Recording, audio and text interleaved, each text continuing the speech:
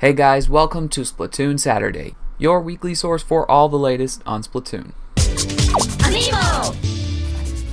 Good morning, everyone. So, of course, as per usual, we have 2 more episodes of the Squid Sisters stories to read out, so again, those will be read out later on in the show.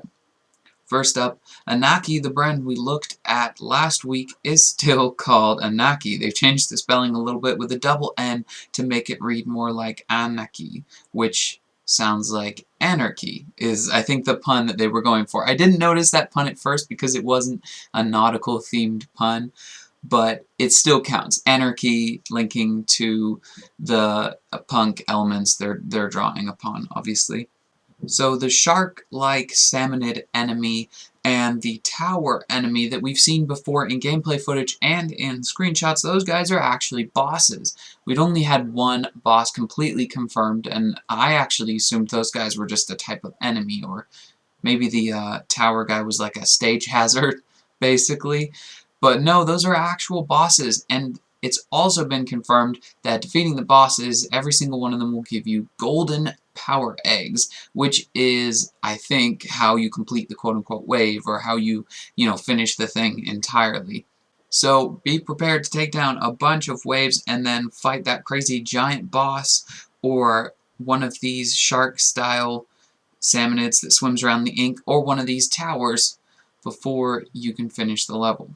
So for the highlight of this week, we have a special treat. It's footage from the Splatoon 2 global test fire, and woo, it's hot. This is from Greece.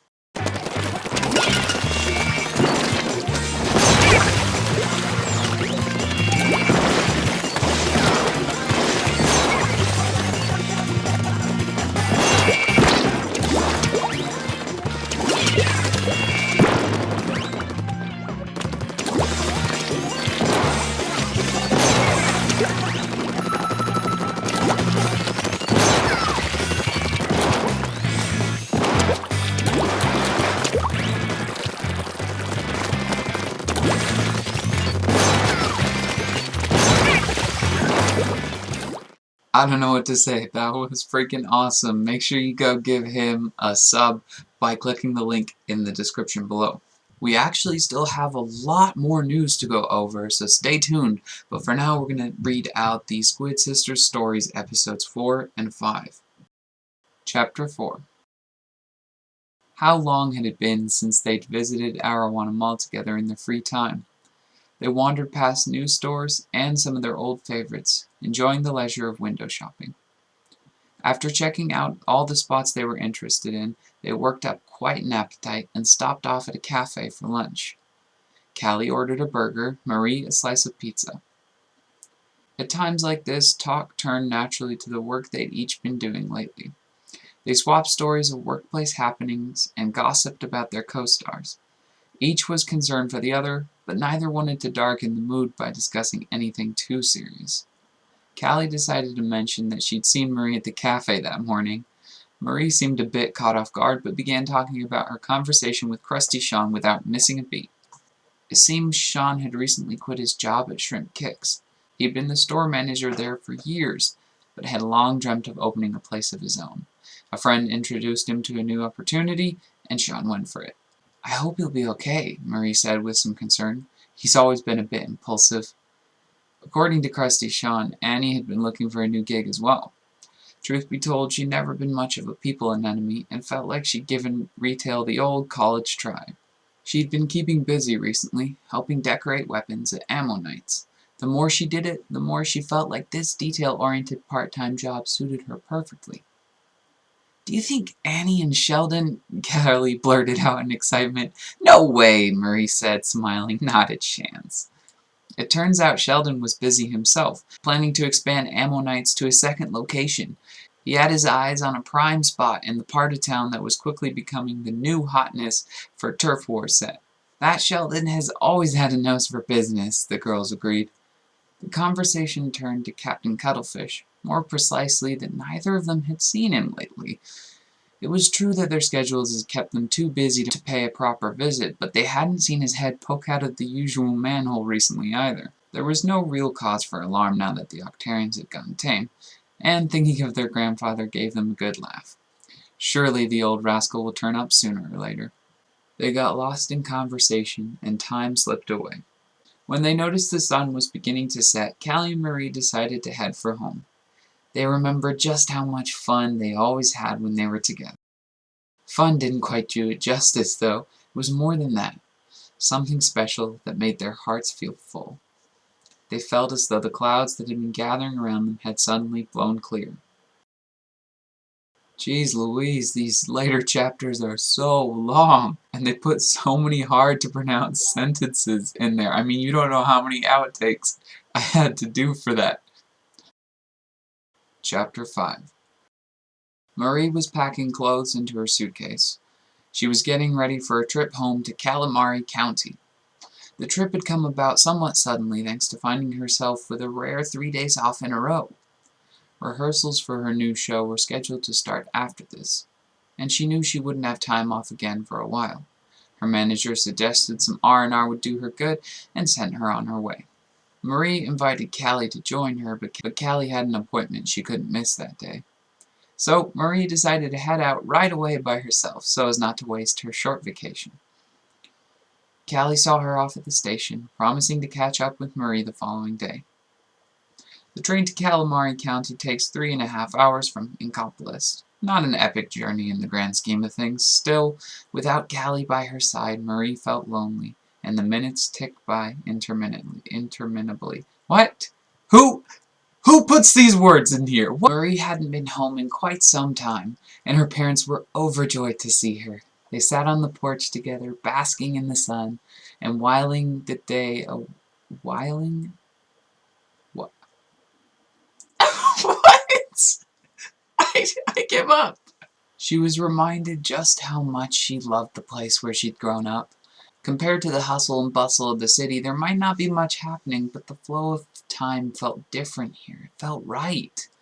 Marie took in a deep breath of fresh air, exhaled, and felt her worries and cares float away. From time to time as she spoke, Marie's parents interjected with questions about Callie. Each time Marie replied that yes, of course Callie was doing fine, but with each question she winced inwardly as if pricked by an I am coming to the end. We're both just really busy with our own things, you know? As she struggled to answer her parents' question in an upbeat fashion, she was struck by the realization that she really didn't know how Callie was doing at all. But Callie would be coming on the next day, she reminded herself, and one look at her face would quickly dispel these nagging feelings of guilt. Marie went to bed and waited for the morning to arrive. Something tells me that Callie is not going to appear the next day. You know, something is clearly up here. I am quite intrigued because I think this is the point where we figure out what the heck is happening to Callie. Is she going to run away to the new place with Krusty Sean and start a new life with him, selling shoe burgers or whatever he's selling in his food truck? I don't know. Wow, this episode really is packed to the brim with content. I actually ran out of space on my usual one page to write the script for this, so but I don't know how I didn't see this coming. There's a lot of stuff. We're about halfway through the news, but the news goes much quicker than reading through lines and lines of some guy at Nintendo's fan fiction. So we got a new brand called Taki Kensaki, or Kensaki Taki Taki, or there were some extra things in there with different translations. This one will probably get a very different translation because I don't see any puns in there, but of course I was wrong before, I can be wrong again. They use simple black and white designs that are apparently very popular with the young squids. They're stocked in many shops, and the posters and adverts are shown all over the new Inkopolis square place that I've forgotten the name of. But wait, there's more. There's something very important that appears in these pictures. Doesn't confirm anything quite yet, but we see some inklings with white hair. White ink. We all know the color of the hair correlates to what kind of ink they shoot out and stuff like that. You know, each inkling is at any given time a single color. So these are white squids right now, but is it just a touch-up on Photoshop? Is it just an exclusive thing for these adverts, or are we actually going to get white ink? Are we going to get red ink also after that? I mean, obviously the problems with using these colors are pretty apparent. You're going to get terrible jokes, and then you're also going to get parents complaining about blood and white stuff being shown in their kids' game. So my guess is that this is unfortunately just restricted to these adverts, just to go with the theme of these black and white outfits that they've got going on.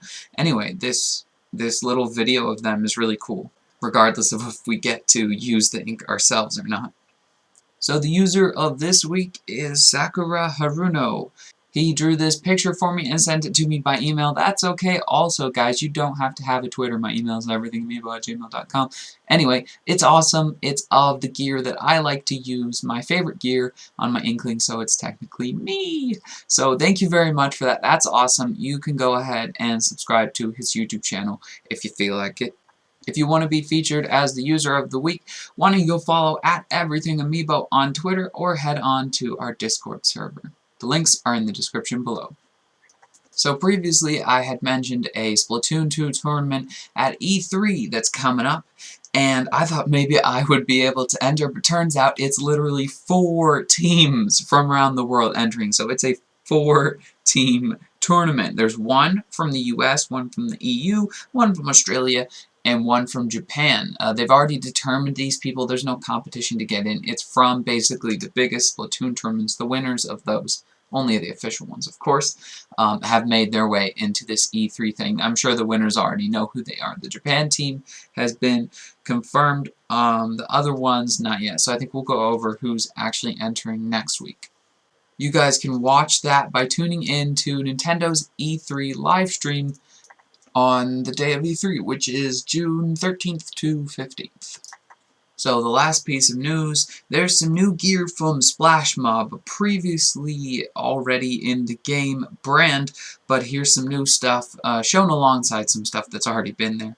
Splash Mob is apparently for people with a more mature fashion sense. It's casual but luxurious. It's soft and carefully sewn, whatever that, or politely sewn, I think was the official translation. And yes, it's expanded from shirts to now doing glasses and shoes as well. Don't go yet? Question of the week. Are you guys still playing Splatoon 1, or have you put down your gamepad in preparation, in reverence for Splatoon 2? If it wasn't for my YouTube stuff where I kind of, I should be streaming Splatoon 1, I need gameplay for this, I need to be all up in the jam of Splatoon 1. If it wasn't for that, I would honestly just be waiting for Splatoon 2 and not playing any more Splatoon 1. But I wonder how many people agree with me. So let me know what you guys think by clicking on the link in the comment below. Thank you so much for watching, guys. If you're still here at the end of the video, this is like, what, 13, 14 minutes long? Thank you so much. And thank you for supporting the channel by watching the entire thing. And I didn't artificially lengthen this one because we have so much awesome news, which is great. Not everyone will be over 10 minutes long, naturally, but this is freaking awesome. Anyway, yeah, thank you so much. If you enjoyed this video or you found it informative, make sure you leave a like, and of course subscribe to Everything Amiibo for more Splatoon Saturday and for more Nintendo toys and games. I'll see you guys next Saturday.